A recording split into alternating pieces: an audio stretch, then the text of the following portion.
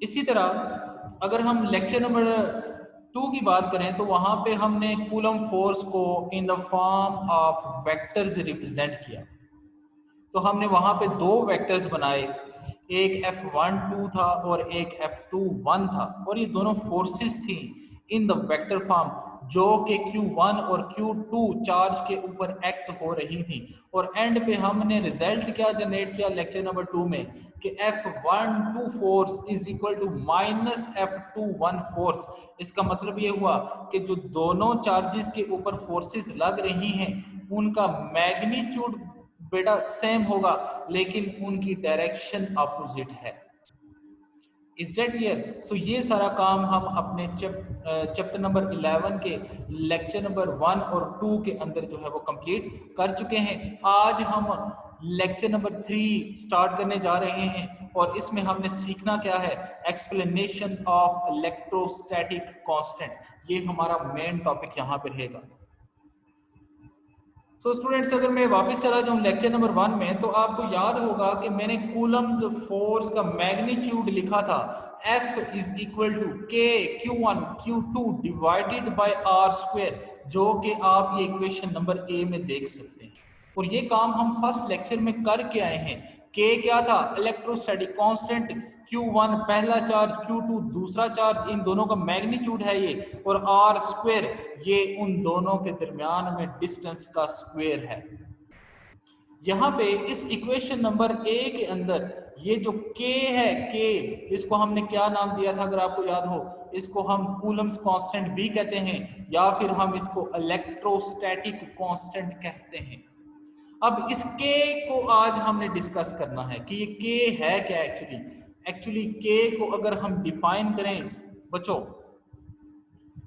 तो K equal होगा 1/4 pi epsilon naught. ये जो वर्ड आप 4 पाई के साथ देख रहे हो, जिसके ऊपर इस वक्त मेरा ये कर्सर है माउस का, इसको हम बेटा क्या पढ़ेंगे? Epsilon not. और ये मैंने नोट्स के अंदर जो है वो मेंशन भी कर दिया है नीचे। जब हम नीचे चलेंगे तो आप इसको देख लीजिएगा। तो K is equal to 1/4 pi epsilon naught. ये K का इन शॉर्ट आप समझ रहे फार्मूला है। और इसकी वैल्यू क्या है? क्योंकि ये कांस्टेंट है और कांस्टेंट की कोई ना कोई वैल्यू भी होती है। इसकी वैल्यू है 9.0 into 10 raise to power 9 newton metre square पर कूलम स्क्वायर। ये जो particular 9 into 10 raise to power 9 है, ये इसका मैग्नीट्यूड है, और न्यूटन मीटर स्क्वायर पर कूलम स्क्वायर ये इसकी यूनिट है। अब ये यूनिट कैसे बनी है इसको हम नीचे जाके इसी लेक्चर के अंदर ये भी बनाना सीखेंगे, लेकिन ये K की वैल्यू यूनिट के साथ बहुत ही इंपॉर्टेंट है और ये अक्सर न्यूमेरिकल अक्सर MCQs के अंदर इसको पूछा जाता है। इसकी वैल्यू विद यूनिट आपने याद रखनी है। बेटा बात समझ आ गई यहाँ तक? तो अभी तक हमने दो चीजें सीखी हैं कि K is equal to 1/4 pi epsilon naught and K की जो वैल्यू है constant that is 9 into 10 raise to power 9 newton metre square पर कूलम स्क्वायर। ओके, ये तो बात हो गई।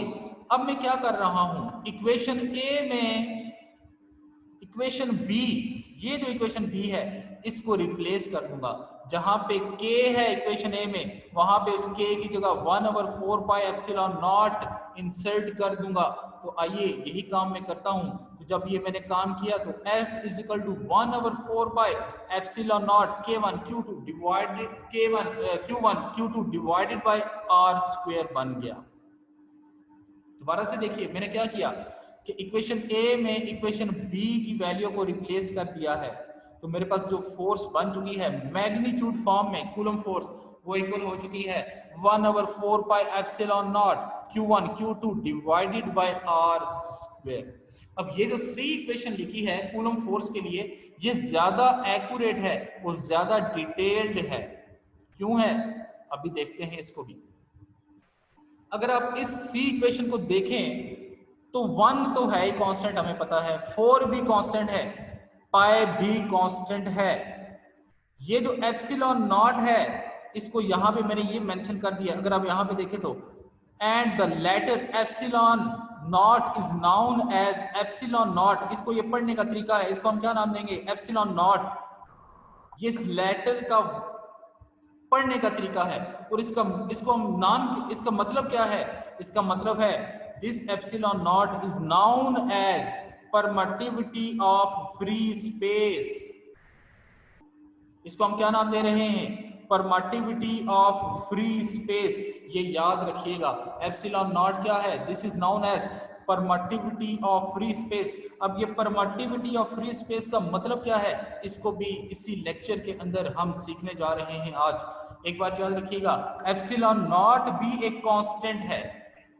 जिस तरह के कांस्टेंट था, के के अंदर एक और टर्म आ गई है जिसको हम एप्सिलॉन नॉट नाम दे रहे हैं। अगर के कांस्टेंट है, बाकी ये 4 और पाई तो पहले ही कांस्टेंट थे, एप्सिलॉन नॉट भी कांस्टेंट है। और इसकी जो वैल्यू है वो है 8.85 into 10⁻⁻12 coulomb square per newton per metre square. Again this numerical value is very very important with units, क्योंकि ये भी अक्सर एमसीक्यूज में पूछा जाता है। एप्सिलॉन नॉट की वैल्यू भी पूछी जा सकती है और के की वैल्यू को भी पूछा जा सकता है। ये दोनों वैल्यूज आपने अपने माइंड में बिठा लेनी है, इनको याद कर लीजिए विद यूनिट्स। यूनिट की टेंशन मत लीजिए, अभी मैं यूनिट्स इनकी ड्राइव करूंगा आपके सामने इसी लेक्चर के अंदर। सो अभी तक बच्चों हमने दो चीजें सीख ली। एक तो हमने ये देखा कि के है क्या, फॉर्मूला क्या है उसका, के की न्यूमेरिकल वैल्यू कितनी है विद यूनिट। फिर हमने कूलम फोर्स में जहां पे के आ रहा था वहां पे उसकी वैल्यू को मतलब 1/4 पाई एप्सिलॉन नॉट को रिप्लेस कर दिया तो एक नई इक्वेशन बना ली। फिर हमने ये देखा कि एप्सिलॉन नॉट क्या है, इसको हम क्या नाम दे रहे हैं? Permittivity of free space. और इसकी वैल्यू क्या है? 8.85 into 10⁻⁻12 coulomb square per newton per metre square. This is very very important MCQs. आइए अब देखते हैं कि ये परमिटिविटी ऑफ फ्री स्पेस का बच्चों मतलब क्या है। मैं इसको पढ़ूंगा आपके लिए और साथ में थोड़ी सी एक्सप्लेन करता जाऊंगा। Permittivity word is obtained from permission. ये वर्ड परमिशन से निकला है। परमिशन क्या होता है? इजाजत देना। So what is permittivity of free space? This means that how much vacuum, free space क्या है मुझे बताइए? वैक्यूम है। और वैक्यूम क्या है? जहां पे कोई भी मटेरियल, कोई भी मीडियम अवेलेबल ना हो, ना कोई एयर हो, ना कोई गैस, ना कोई सॉलिड, कुछ भी ना हो, तो उसको हम क्या कहते हैं? वैक्यूम। अब ये परमिटिविटी ऑफ फ्री स्पेस क्या है एक्चुअली? ये और मुझे बताइए, अगर मैं वापस चला जाऊं जरा लेक्चर नंबर 1 पे, तो आपको याद होगा कि मैंने दो चार्जेस लिए थे, एक Q1 था और एक Q2 था। यहाँ पे हम ये एज्यूम कर रहे हैं कि उन दोनों चार्जेस के बीच में ना तो कोई एयर है ना ऑक्सीजन है, कुछ भी अवेलेबल नहीं है, बल्कि वैक्यूम है, कुछ मटेरियल अवेलेबल नहीं है। ये बात याद रखिएगा। तो ये परमिटिविटी ऑफ फ्री स्पेस क्या है? अब एक्चुअली ये वैक्यूम उन दोनों चार्जेस को कितना अलाउ कर रहा है कि वो एक दूसरे के ऊपर कूलम्स फोर्स लगा सकें। इसको हम क्या नाम देंगे? Permittivity of free space. मतलब कि ये वैक्यूम उन दोनों चार्जेस को कितनी परमिशन दे रहा है कि वो एक दूसरे के ऊपर कूलम फोर्स को एक्सर्ट कर सकें। ये इसका मतलब हो गया किसका? Permittivity of free space.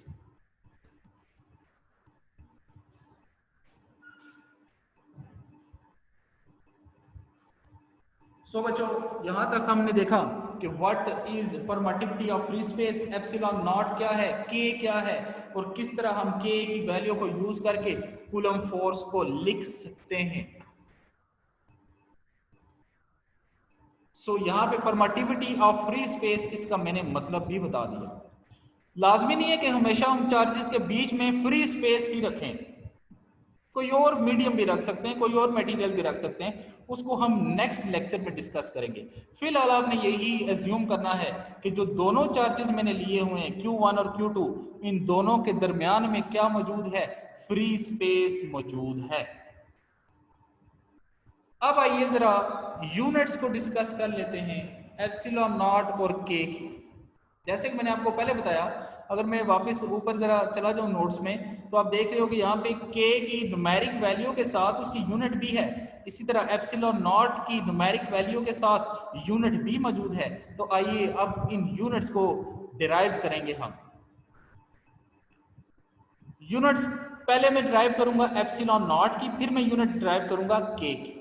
आइए पहले एप्सिलॉन नॉट की यूनिट को डिस्कस कर लेते हैं। इसके लिए मैं इक्वेशन सी को यूज करूंगा। इक्वेशन सी कौन सी है? अभी जो मैंने बनाई है, F is equal to 1/4 pi epsilon naught Q1 Q2 divided by R square. इसी को यूज करके मैं यूनिट बनाऊंगा। और एक बात याद रखिए, जब हम यूनिट्स बनाते हैं तो उसमें जो वैल्यूज, न्यूमेरिकल वैल्यूज होती हैं, उनको इग्नोर कर दिया जाता है। तो इक्वेशन सी से मैंने काम शुरू किया। F is equal to 1/4 pi epsilon naught Q1 Q2 divided by R square. मैंने यूनिट किसकी बनानी है? एप्सिलॉन नॉट की। तो मैंने क्या किया, F को डिनोमिनेटर में ले आया और एप्सिलॉन नॉट को F की जगह रिप्लेस कर दिया।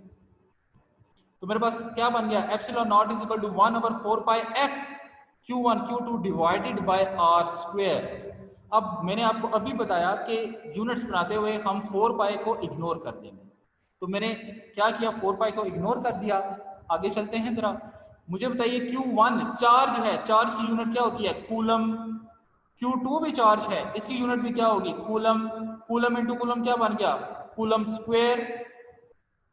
फोर्स की यूनिट क्या है? न्यूटन। ये आर डिस्टेंस है दोनों चार्जेस के बीच में, और डिस्टेंस की यूनिट क्या होती है? मीटर। तो उसका जब स्क्वायर लोगे तो क्या बनेगा? Metre square. तो आपके पास क्या बन गया? Epsilon naught is equal to coulomb square divided by metre square into newton. अब ये डिनोमिनेटर में आ रहा है, ये दोनों चीजें डिनोमिनेटर में आ रही हैं, मीटर स्क्वायर और न्यूटन। जब इसको मैं डिनोमिनेटर में लेके जाऊंगा तो न्यूटन इनवर्स पर मीटर स्क्वायर बन जाएगा। तो आपके पास एप्सिलॉन नॉट की यूनिट क्या बन गई? Coulomb square per newton per metre square.